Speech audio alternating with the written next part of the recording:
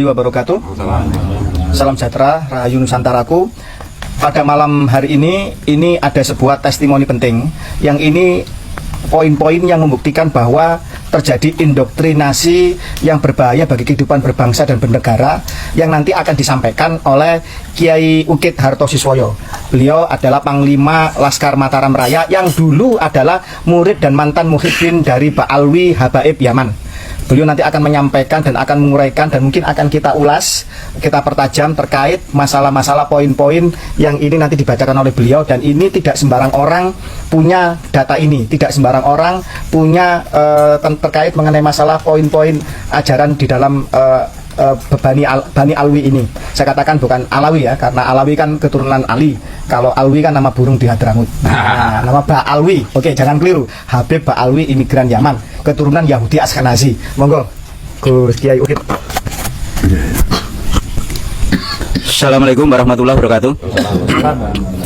Mudah-mudahan apa yang saya sampaikan ini memperjelas dan memperteguh perjuangan kita semakin kuat untuk merungkatkan Ba'alawi.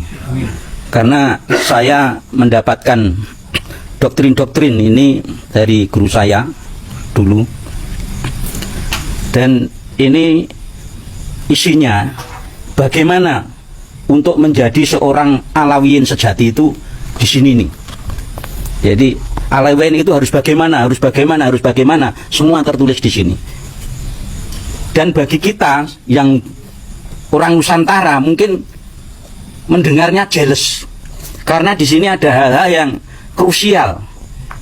Artinya mereka mengunggulkan diri, rasis lah gampangnya. Udah, nanti untuk lebih jelasnya akan kami bacakan. Ini dibikin oleh Robito Alawiyah ya? Robit ini di sumbernya majalah Robito Juz 8 jilid 1 bulan Rabiul Awal 1347 Hijrah.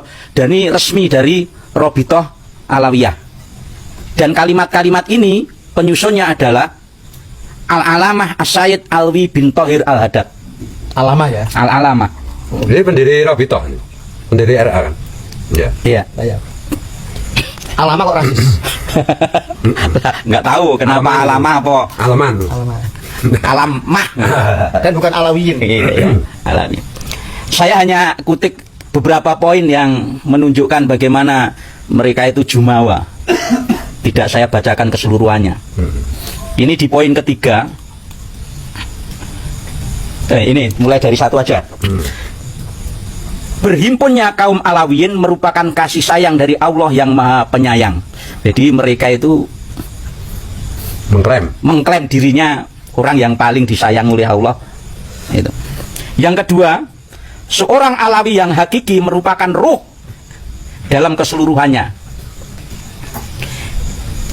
Yang ketiga, jika seorang Alawi menentang para pendahulunya, maka ia kehilangan akhlak dan perbuatan baiknya. Ini jadi jangan heran kalau seluruh Alawi mulai kakek-kakek sampai cicit-cicit yang sekarang nggak mungkin berani menentang leluhur Alawi yang dahulu.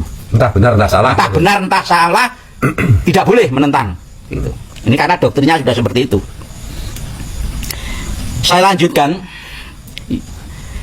Jika saja kaum Alawiyin tidak berpegang teguh dengan pegangan kafaah, ini yang menjadi problem kita ini, maka sudah jatuh akhlak mereka sejak dahulu. Nah ini yang kita sering paling rasis ini. Jadi seorang Alawiyin harus memegang, sebenarnya tidak masalah kafaah ini, hukum Islam kita juga kalau mengadakan pernikahan itu harus kafaah itu memang salah satu pertimbangan. Tapi yang salah itu kafaah itu ditafsirkan oleh mereka, kalau seorang Habib harus menikahi Syarifah, Habibah itu. Kalau tidak berarti tidak kafaah. Kalau sampai Habibah itu dikawini oleh pribumi, maka itu zina. Wow, zina, dosa besar. Bahkan andai kata dosanya itu, andai kata bisa mengembalikan keperawanannya saja, tidak cukup untuk menebus dosanya. Ini paling blegedes. Kalau nggak salah harus minta maaf ke seluruh leluhur dan iya. Bani Alwi seluruhnya. Karena ini sudah menjadi rahasia umum ini tentang doktrin kafaah yang ditafsirkan menurut kehendak mereka sendiri. Kita tahu kok kafaah itu yang bagaimana, tapi menurut mereka ya itu kafaah.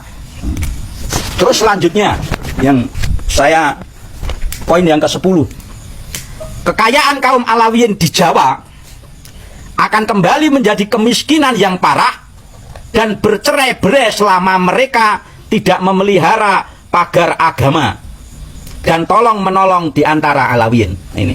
Jadi dari sini saja sebenarnya Jawa ini seolah-olah memang ladang sumber kehidupan dan kemakmuran bagi kaum Alawiyin.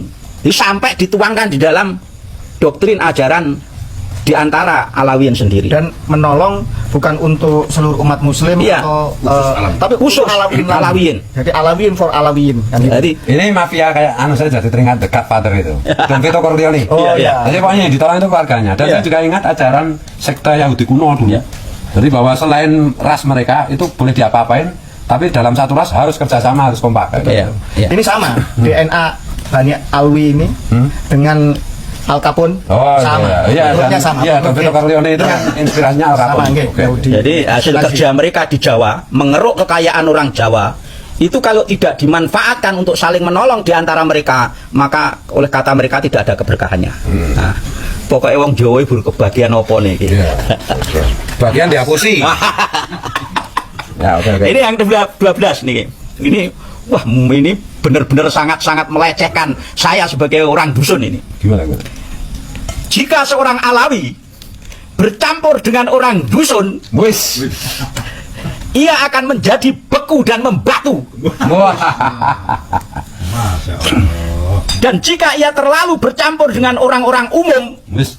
maka ia akan menjadi terlalu longgar sehingga tak dapat menjadi kokoh sebagai seorang Alawiyin.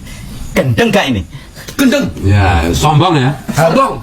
Jadi Bhinneka Tunggal Ika itu bisa berjalan dengan kesetaraan, Iya. dengan keterbukaan, dengan pembauran. Iya. Tetapi ini kan sudah ingin membentuk masyarakat yang eksklusif, sehingga ketika bercampur dengan pribumi atau bahasa Orang dusun dan umum. bahasa hinanya itu orang dusun atau orang umum, artinya mereka kan orang khusus gitu Iya. maksudnya. Ini orang umum, maka mereka akan menjadi turun derajatnya, turun grade-nya, turun kualitasnya. Menjadi orang yang beku dan membatu. Nah, luar biasa. Dan ini juga bertentangan dengan ajaran Wali Songo.